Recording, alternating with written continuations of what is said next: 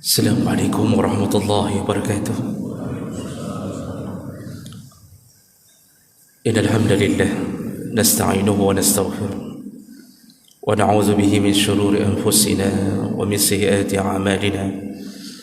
Man yahdihillahu fala mudilla lahu wa man yudlil fala hadiya lahu. Asyhadu an la ilaha illallah wahdahu la syarika lahu wa asyhadu anna Muhammadan 'abduhu wa rasuluhul karim. Allahumma salli wa sallim ala nabiyyina wa sayyidina Muhammadin wa ala alihi wa ashabihi ajma'in. Amma ba'd. Rabbi shrah li sadri wa yassir li amri wahlul 'uqdatam min lisani yafqahu qawli. Segala puji bagi Allah, kemudian salawat dan salam kepada Rasulullah, pada keluarga dan seluruh sahabat-sahabatnya. Jemaah subuh yang Allah muliakan insyaAllah di dunia dan di akhirat, kita masih menyambung pembahasan seputar perbuatan yang menyebabkan balasan yang sama di dunia dan di akhirat. Janji Allah dan Nabi, barang siapa yang menolong saudaranya muslim atau meringankan beban sesama muslim, maka Allah akan menolongnya di waktu yang berbeda, dengan cara yang berbeda, tapi dengan perbuatan yang sama. Dan ini berdasarkan ayat dan hadis Nabi sallallahu alaihi wasallam. Hari ini kita meringankan beban saudara kita, maka besok di hari yang lain Allah akan ringankan beban kita, dan bahkan Allah ringankan kita di akhirat nantinya insyaAllah.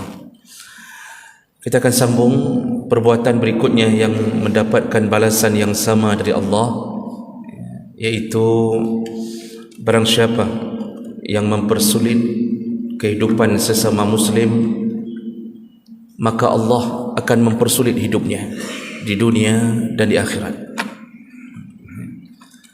Kembali kita mendengarkan janji Allah dan Nabi melalui salah satu hadis Nabi sallallahu alaihi wasallam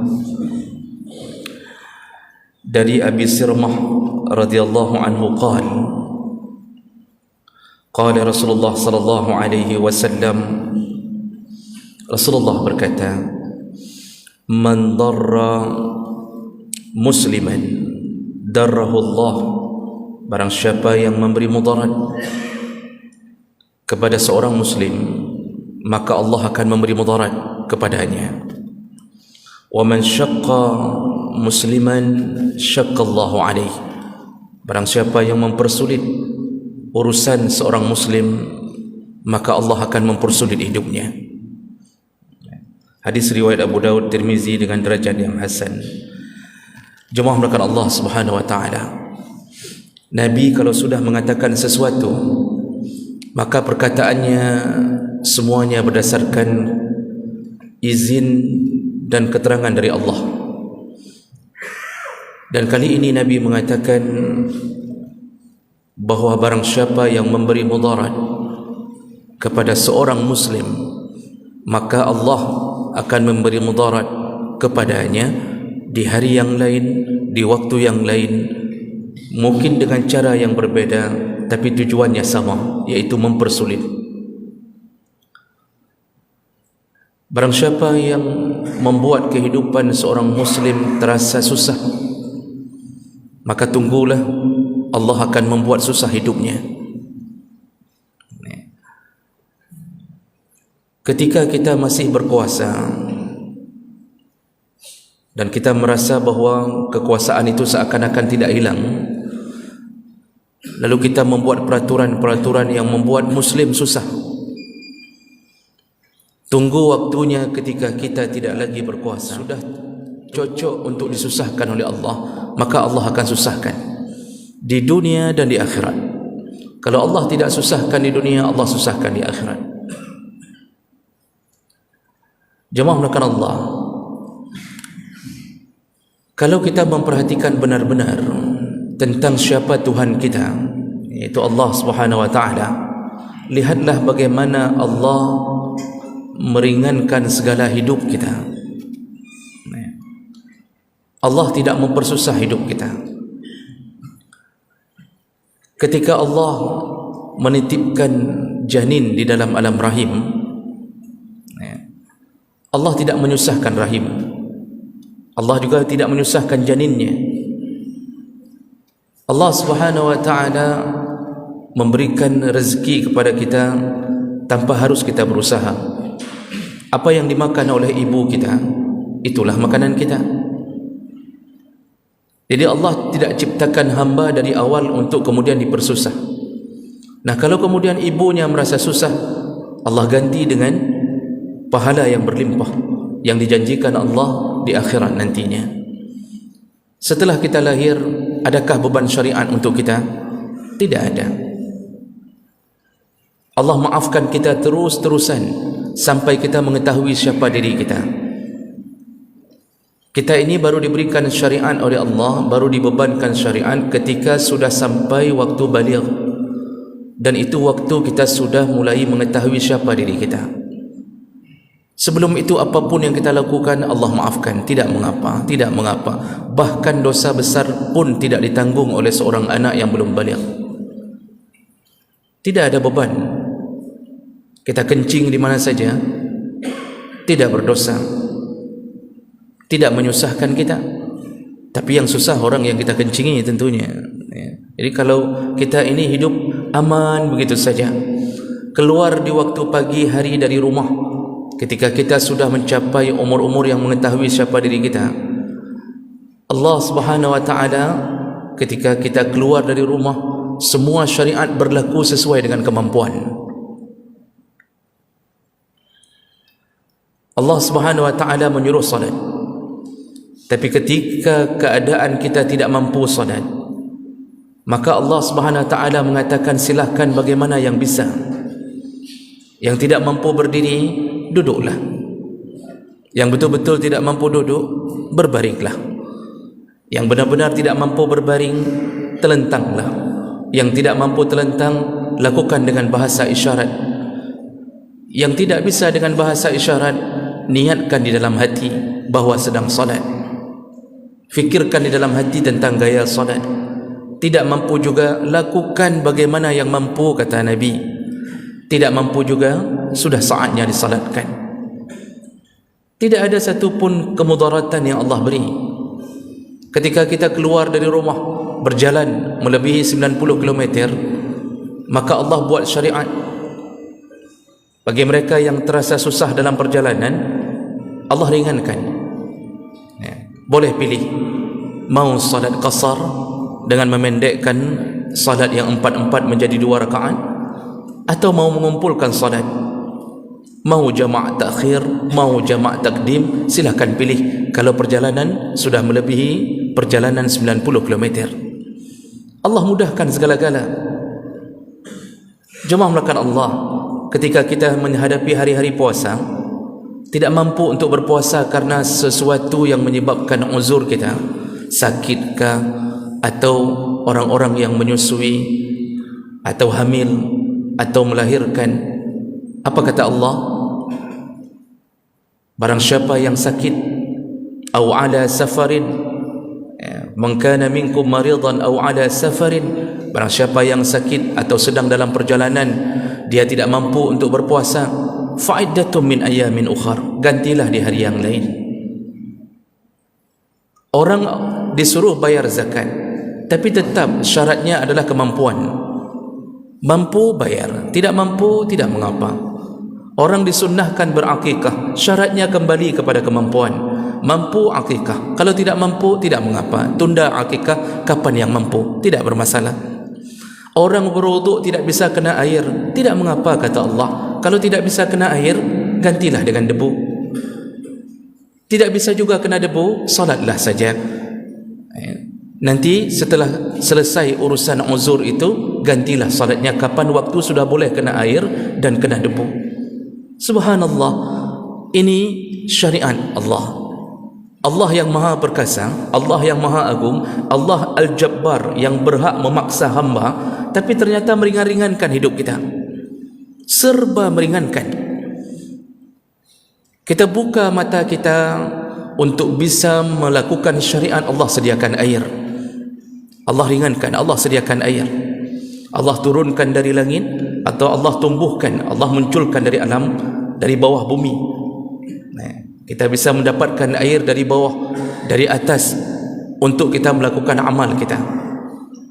Allah sediakan matahari untuk membuat kita bisa berjalan dengan tenang, bumi terang benderang, biar tahu mana kantor, biar tahu mana isteri orang, mana isteri kita. Jadi Allah perlihatkan keterangan itu. Ketika di malam hari Allah gelapkan dunia agar orang-orang yang sudah lelah di alam yang terang itu bisa beristirahat, bisa tidak diganggu lagi. Kalau kita merasa kepanasan, Allah ciptakan angin untuk membuat kita terasa ringan.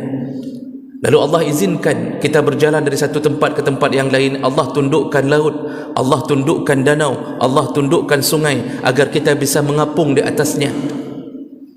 Allah ringan-ringankan urusan. Kalau bukan karena izin Allah, sungguh pesawat yang beratnya 150 ton tidak akan mampu mengudara. Kalau bukan karena izin Allah menundukkan angin, sungguh tidak ada besi yang bisa berjalan di atas udara. Allah tundukkan. Untuk apa? Untuk hambanya, untuk meringankan urusan hambanya. Ini gaya Allah kepada hamba. Dia yang ciptakan, Dia yang besarkan, Dia yang hidupkan, Dia yang meringankan, Dia pula yang memberi pahala berlimpah-limpah agar kita masuk surga. Lihatlah gaya Allah Subhanahu wa taala. Dan Allah kemudian memunculkan gaya itu pada nabinya sallallahu alaihi wasallam. Rasulullah kalau sudah diadukan oleh sahabat tentang suatu perkara, maka Rasulullah sallallahu alaihi wasallam mulai meringan-ringankan. Maka keluarlah bahasa Nabi, yassir wala tu'assir, ringankan dan jangan persulit, kata Rasulullah. Maka semua sahabat hidup dalam keadaan walaupun mereka memberatkan diri untuk menjalankan syariat, tapi ketika mereka tidak mampu, Nabi selalu membuat keputusan untuk meringankan mereka. Ketika ada salah seorang sedang berada dalam sebuah perjalanan, lalu kemudian malamnya dia dalam keadaan terluka, kepalanya terkena batu sehingga terluka dan lumayan parah. Dan kebetulan malam itu ketika dia tidur di tengah perjalanan itu bersama sahabat yang lain, sahabat ini bermimpi, mimpi basah, sehingga menyebabkan dia wajib, dia harus mandi junub keesokan harinya. Dan besok subuhnya dalam keadaan cuaca yang sangat dingin, kerana di Arab sana ada dua cuaca yang ekstrim, iaitu terlalu panas atau terlalu dingin, asy-syita' was-saif. Sahabat ini bertanya ke sahabat yang lain, bagaimana keadaanku untuk solat subuh? Sedangkan aku, kalau seandainya aku mandi, berbahaya bagi luka di kepala aku, tapi aku harus menjalankan solat subuh. Sahabat yang lain mengatakan, kami tidak mendapatkan pilihan kecuali memang engkau wajib mandi. Dan apa yang terjadi? Akhirnya dia mandi. Ketika mandi, tiba-tiba meninggal dunia, karena air ternyata memberi efek pada lukanya yang menganga. Dan akhirnya pulanglah sahabat ini ke Madinah melaporkan kasus itu ke Rasulullah. Rasulullah langsung mengatakan, siapa yang tadi memberi nasihat untuknya wajib mandi, maka dia bertanggungjawab di hadapan Allah Subhanahu wa taala. Sesungguhnya dia cukup hanya bertayamum, tidak perlu harus mandi junub. Tayamum bisa menggantikan mandi junub. Rasulullah kemudian mengeluarkan sabda-sabda tentang meringankan urusan. Ketika salah seorang dari penduduk Madinah, miskin sekali, tapi kemudian terjebak di dalam sebuah jebakan dosa, yaitu berhubungan suami isteri di tengah Ramadan, di siang hari Ramadan. Lalu dia melaporkan ke Rasulullah sallallahu alaihi wasallam tentang keadaan itu. Lalu Rasulullah sallallahu alaihi wasallam memberi pilihan sesuai dengan Al-Quran. Rasulullah mengatakan, apakah engkau mampu membebaskan budak? Kata dia, aku tidak mampu ya Rasulullah. Kemudian kata Rasulullah, berpuasalah 2 bulan berturut-turut. Kata dia, aku pun tidak mampu ya Rasulullah. Tidak mampu ya Rasulullah. Kemudian kata Rasulullah, kalau begitu berilah makanan 60 orang miskin. Kemudian dia juga mengatakan, akulah yang paling miskin ya Rasulullah. Kalau kita posisi di masa Rasul, kalau kita seandainya kita yang Rasul, kita akan mengatakan menyonyo pihang air ke pebut ke ajak gede. Tapi Rasulullah kemudian tersenyum, lalu dia mengambil kurma di rumahnya dan kemudian dia memberikan kepada orang ini ada kurma, bagikanlah. Tapi kemudian dia mengatakan, akulah yang paling miskin di kampung itu ya Rasulullah. Rasulullah kembali tersenyum mengatakan, kalau begitu makan sajalah untukmu. Masya Allah, kehidupan yang seharusnya menjalankan sesuatu yang sulit, tapi diringankan oleh Rasulullah karena ada sesuatu yang membuat dia tidak mampu. Inilah sebenarnya gaya hidup kita. Inilah sebenarnya yang disuruh dalam agama. Jangan buat sulit kehidupan orang lain. Ketika kita mampu meringankannya, ringankan. Maka ada muncul satu statement, kalau bisa dibuat susah, kenapa harus dimudahkan?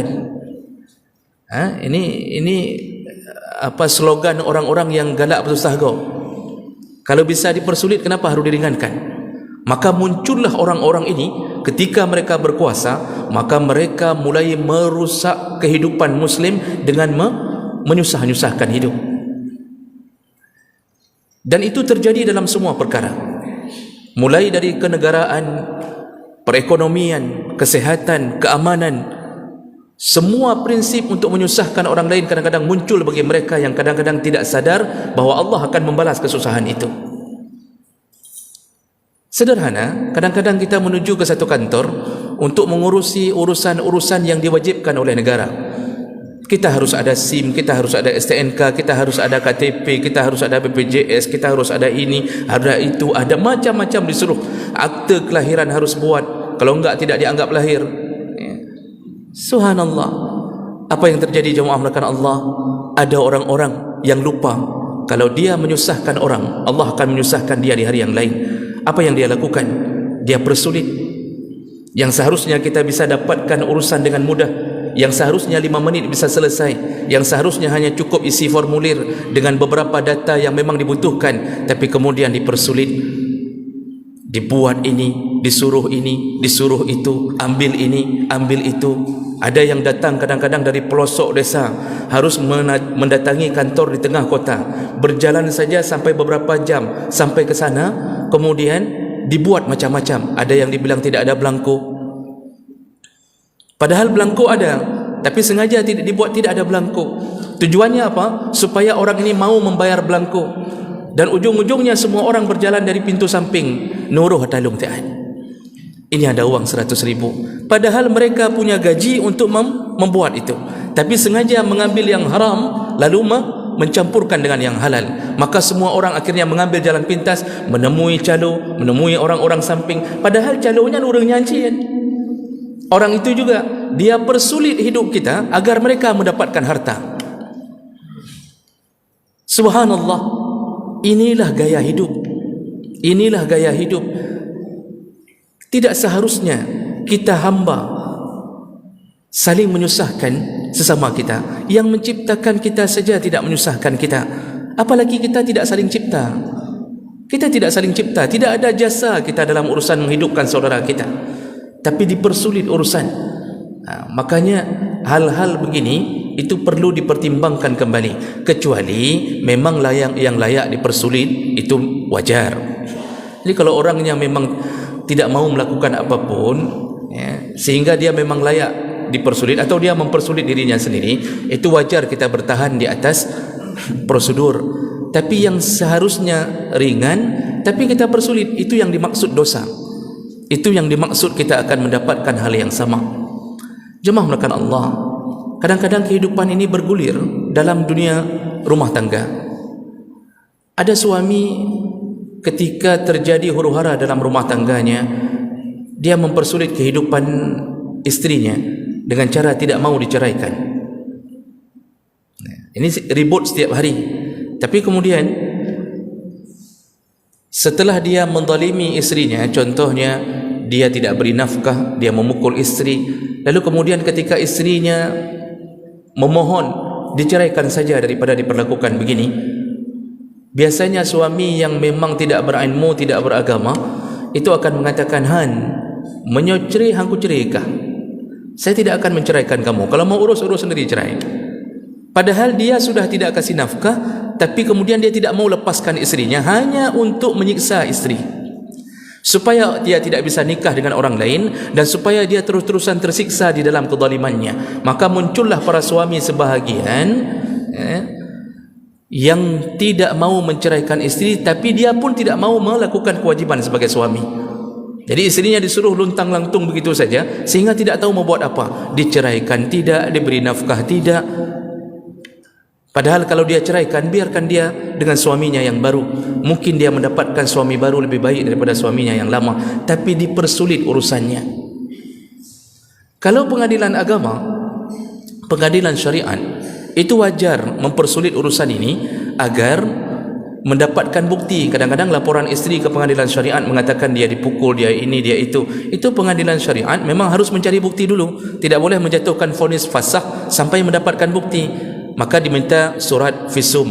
Mana surat dari doktor yang menunjukkan pernah dipukul, di bahagian mana yang lembam, ada tidak yang sudah tulangnya bengkok, atau ada tidak bukti bahawa tetangga pernah melihat bertengkar, dipukul di depan pintu pagar, diseret, kemudian dimasukkan ke dalam parit. Macam-macam bisa terjadi. Itu diminta data. Itu wajar untuk supaya tidak meringankan urusan cerai bercerai.